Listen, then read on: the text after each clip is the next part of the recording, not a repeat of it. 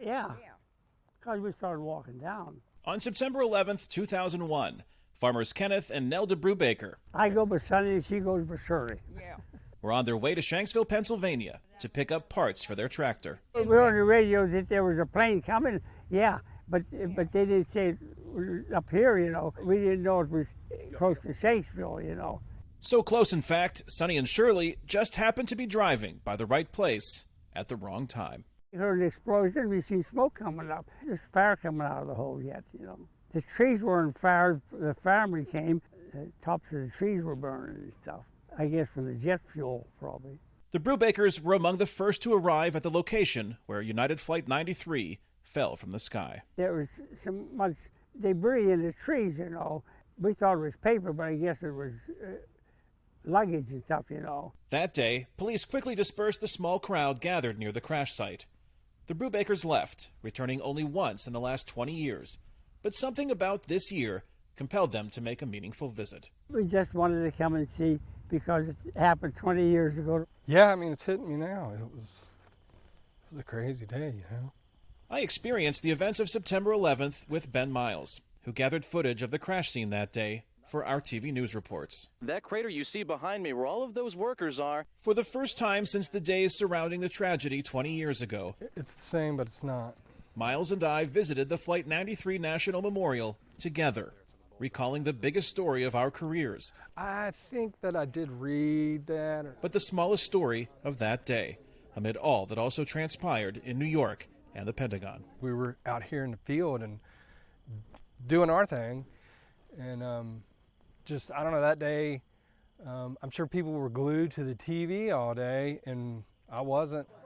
The public wouldn't fully know until much later that the 40 passengers and crew members on Flight 93 tried to prevent the plane from reaching the U.S. Capitol, its presumed target. It takes time for all this facts to come out. There was a documentary or a movie put out about this, and I remember watching that, and then I just felt really connected to those people. And that it was just that connection of, well, I was here that day when, not too long after that really terrible thing happened to them and their families.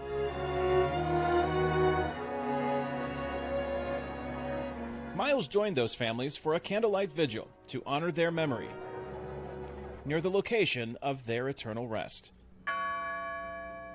A place of honor, also commemorated in official 20th anniversary ceremonies attended by dignitaries, including former President George W. Bush. These Americans were brave, strong, and united in ways that shocked the terrorists. And Vice President Kamala Harris.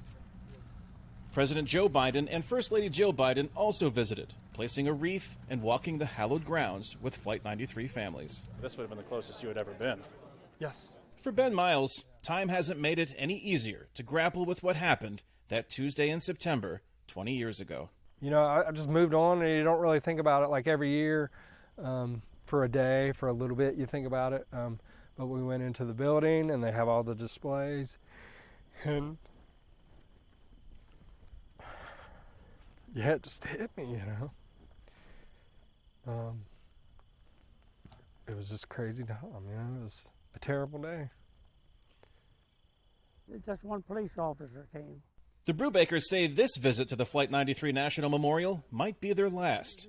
Both Sonny and Shirley are ailing with cancer, and part of the motivation behind their visit is not only to pay tribute, but to find answers. What was your idea of crashing these planes? What were they trying to prove?